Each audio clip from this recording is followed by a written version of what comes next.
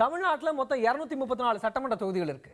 இதுல ஒவ்வொரு தொகுதியினுடைய கள நிலவரம், அந்த தொகுதி மக்களுடைய தேவைகள், எதிர்பார்ப்புகள்னு ஒவ்வொரு நாளும் ஒவ்வொரு தொகுதியை பத்தி விரிவாக பார்த்துட்டு இருக்கோம். அந்த வரிசையில இன்னைக்கு நம்ம பார்க்க போற தொகுதி கன்னியாகுமரி மாவட்டம் நாகர்கோவில் தொகுதி.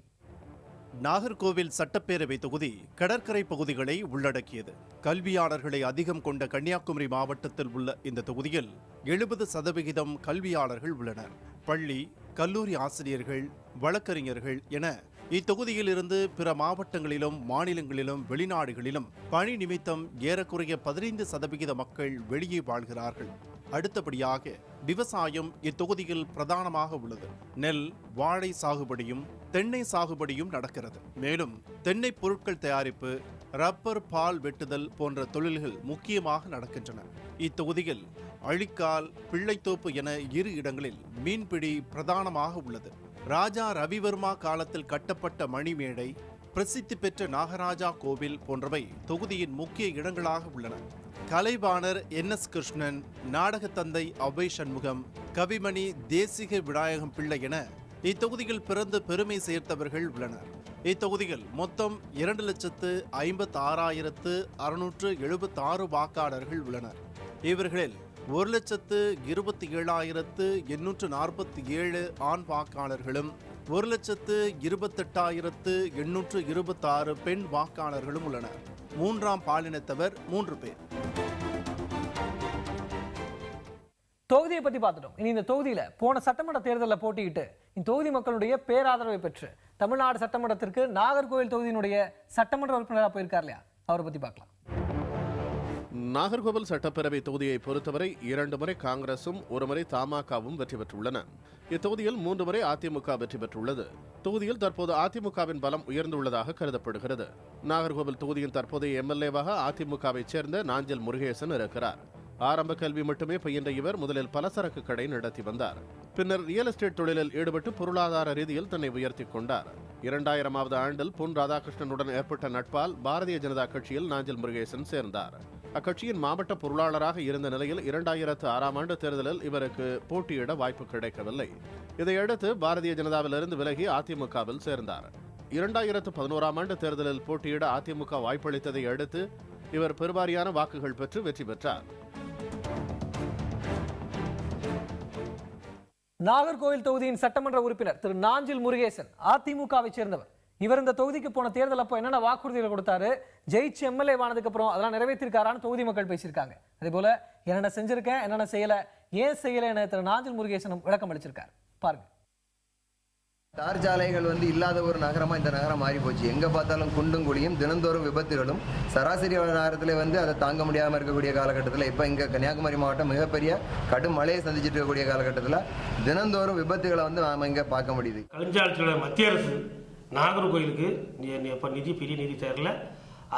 அதனாலதான் இந்த ரோடுகள் இவ்வளவு மோசமா போனதை தவிர அதுக்கப்புறம் நம்ம அம்மா ஆட்சியில் எல்லா வருஷம் எனக்கே இப்போ 7 கோடி ரூபா கொண்டு ஒதுக்கியிருக்காங்க நாகர்கோயிலுக்கு. தொகுதிக்கு ஒவ்வொரு தொகுதி வரையாட்டு ஒதுக்காங்க. இந்த அளவு செய்து மத்திய அரசு மத்திய அரசும் கொடுத்துருக்கு. அந்த ரோடு ஏற்கனவே முடிஞ்சு விட்டது. இப்போ பெரிய சாலை இப்போ முடிஞ்சு விட்டது. இப்போ என்னுடைய குறுக்கு ரோடுகளை அத்தனைக்கு 7 கோடி ரூபா ரோடு இருந்திருக்காங்க. பாதாள சாக்கடை என்று சொல்லி ஒன்று போடுறாங்க. இதை மக்களை பாதாளத்துக்கு தள்ளுற ஒரு சாக்கடையாகத்தான் இது இருக்குமே தவிர பாதாள சாக்கடை நிச்சயமாக சரியாக நிறைவேற்றப்படவில்லை. அம்மா அவர்களுடைய நேரத்தில் பாதாள சாக்கடை பற்றி மக்களுடைய கோரிக்கை வைத்தார்கள். அதே பாதாள சாக்கடை அம்மா அவர்கள் முழுமையாக திருப்தி செய்து இன்னைக்கு இந்த பணிகள் நடந்து கொண்டிருக்கு. வலம்புரி விடையில் இருக்கிற குப்பை மேடை வேற இடத்துக்கு மாத்துறேன்னு சொல்லி வாக்குறுதி கொடுத்தாரு.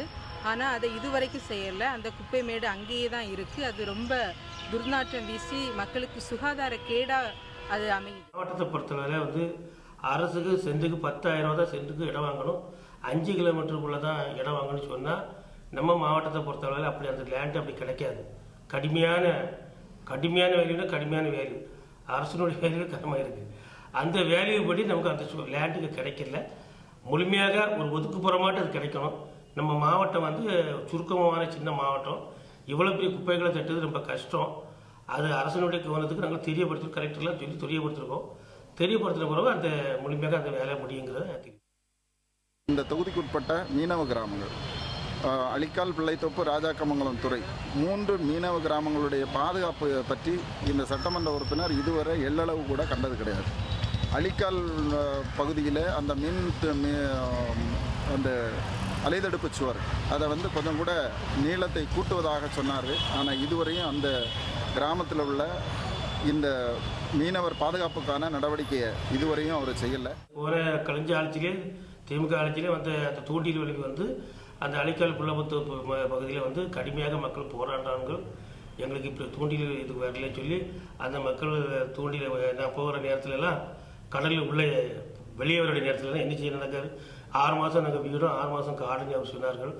அது மூலியமாக அம்மா அவர்களுக்கு உடனே நாங்கள் கலெக்டர் மூலியமாக என் மூலியமாகவும் நாங்கள் உடனே அதை அவசரமாக தெரியப்படுத்தி, உங்களுக்கே அது தெரியும், நான் 4-5 நேரம் அது போனது உங்களுக்கே தெரியும். அந்த கடல் பகுதிக்குள்ளே நானே அரைக்கடாய் இடுப்பளவு தண்ணியில் நின்று போனதில் உங்களுக்கே தெரியும். இதெல்லாம் அம்மாவுக்கு தெரியப்படுத்தணும். அம்மா அவர்கள் அதை உடனே கையெழுத்தெல்லாம் போட்டு எடுத்து முழுமையாக அந்த வேலையை முடிச்சு ஒரு 80% வேலை முடிஞ்சு.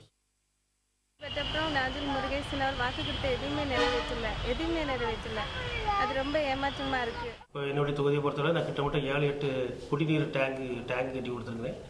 அதேமாதிரி கல்விக்கு அரசினுடைய ஜீவப்படி என்னென்ன திட்டங்கள் உண்டோ பில்டிங் படிப்புக்காக பில்டிங் கம்ப்ளீட்டாக என்னுடைய நிதியிலிருந்து தான் நான் கொடுத்துருக்குறேன். அதே போல் ரோடு வசதிக்கும் என்னால் முடிஞ்ச அளவுக்கு எங்களுடைய நிதியை எவ்வளவு முழுமையாக கொடுக்க முடியுமோ அந்த அளவுக்கு அந்த நிதிகளை நான் இன்றைக்கி முழுமையாக நாங்கள் கொடுத்து இன்றைக்கி செய்து கொண்டு இருக்கிறோம்.